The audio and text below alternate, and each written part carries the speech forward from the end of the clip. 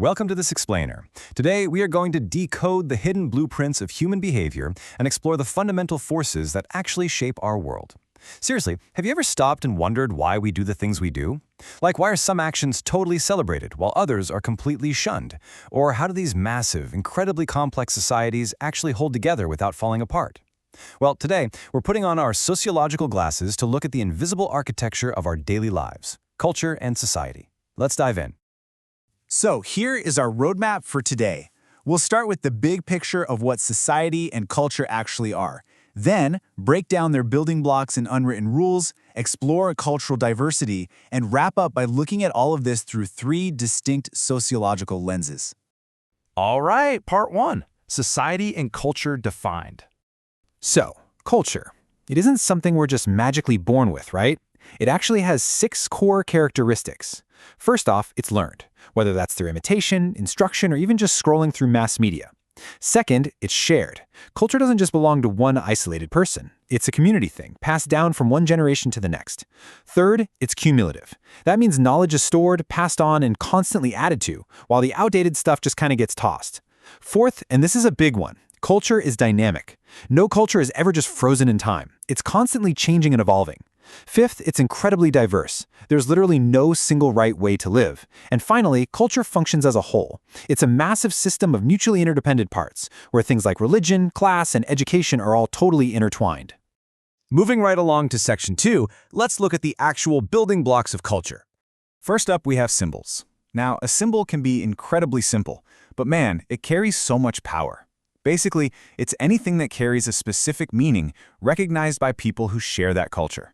We're talking about a physical object like a national flag, a visual cue like a flashing red light, or even a simple nonverbal gesture like a raised fist or a wink.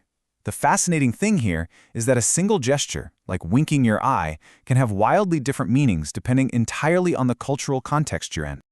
And how exactly do we share all those symbols? Well, through language. Language is essentially this highly complex system of symbols that allows us to communicate. But it does so much more than just let us chat. It is the absolute primary vehicle for transmitting culture. Through language, the accumulated wisdom of an entire society is seamlessly passed down over time. It's how we keep the culture alive. Then there's knowledge. Think of this as society's ultimate hard drive. It's the total range of what a culture has learned, or at least what it perceives to be true. We're talking about a vast, vast body of information that's been carefully accumulated through collective experience, study, and investigation over generations. Okay, Section 3. Let's talk about social norms, which are basically the unwritten rules of the game. Social norms usually fall into one of 4 basic buckets, ranging from your mild everyday customs all the way up to strict, legally enforced boundaries. You've got your folkways, which are just basic customs. Then you have mores, which hold strict moral weight. Above that are taboos, which bring about extreme societal disgust. And finally, laws, which are the formal rules backed by the actual controlling authority of the state. The crucial takeaway here is understanding the stark difference between a folkway and a more. So think of a folkway as an everyday standard of behavior that we follow just for the sake of tradition or convenience. For example, if you belched loudly at a dinner table, it's socially inappropriate, sure. You're definitely going to get some weird looks, but there are no deep moral consequences. A more, on the other hand, is heavily based on a society's definition of right and wrong. If someone were to say, attend church in the nude, they wouldn't just get a weird look. They would severely offend the culture and be morally shunned. Mores carry serious weight. All right, on to Section 4. Diversity within culture. Cultures are just incredibly diverse. On one hand, you have high culture. Think of patterns like attending the ballet, visiting fine art museums, or going to the opera, things that usually distinguish a society's elite. Contrasting sharply with that, we have counterculture, like extreme body modification or intense piercings. A counterculture deliberately opposes the widely accepted norms within the broader society. They are intentionally pushing back. But somewhere in the middle of all that, we find subcultures, like this mod scooter club. A subculture represents a specific segment of society with cultural patterns that set them apart. Yet, and this is super important, they still remain related to the broader general culture. So they have their own distinct flavor, but they're still definitely part of the bigger societal picture. And finally, Section 5. We're going to put everything together and look at 3 key sociological perspectives. Our first lens is structural functionalism. Championed by early philosophers like Emil Durkheim, this theory views society quite literally like human anatomy. Just as a body has lungs, a heart, and a stomach, society is seen as a living organism where every single part, the institutions, the roles, the norms, they all have to work together harmoniously for the long-term survival of the whole being. Or, you can think of society as a giant set of perfectly meshed gears. According to this view, social institutions, like the family, religion, government, hospitals, schools, they are all structures designed to meet the needs of society. They interlock and turn together to maintain stability, solidarity, and social order. Every gear does its part, and that's what keeps the machine running smoothly.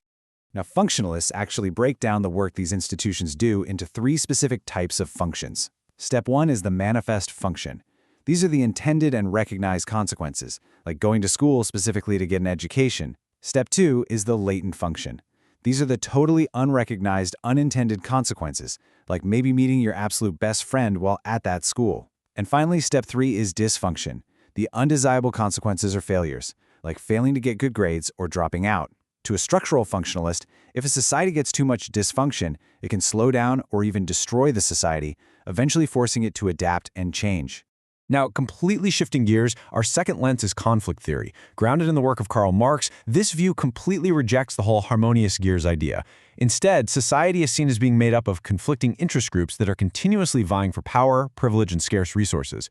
In this view, continuous social change, not stability, is actually the normal state of affairs, and it's heavily driven by inequality. At the very heart of Marx's theory, which was formulated right during the Industrial Revolution, society is basically divided into 2 distinct groups. On one side, you have the proletariat, or the working class, who he argued were treated unfairly. On the other side, you have the bourgeoisie, the middle to upper class who privately owned the means of production, so the factories and the corporations. Conflict theorists argue that this specific dynamic inherently creates inequality, where the dominant groups dictate exactly how society is run, which inevitably leads the groups lacking power to eventually rise up and seek change. And that brings us to our third and final lens, which zooms all the way down to the micro level: symbolic interactionism. Think of this one almost like looking into a mirror. This theory focuses exclusively on individual and group meaning-making. It analyzes the highly subjective meanings that people impose on objects, events, and behaviors.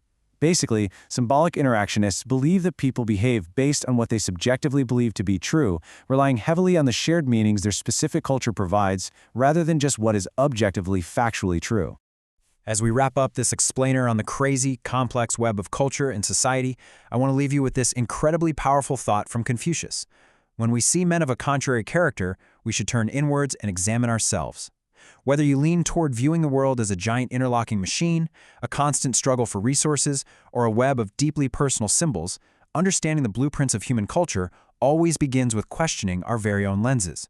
So I'll leave you with this. How will you apply these sociological perspectives to examine your own life and the remarkably diverse world around you? Thanks so much for exploring with us today.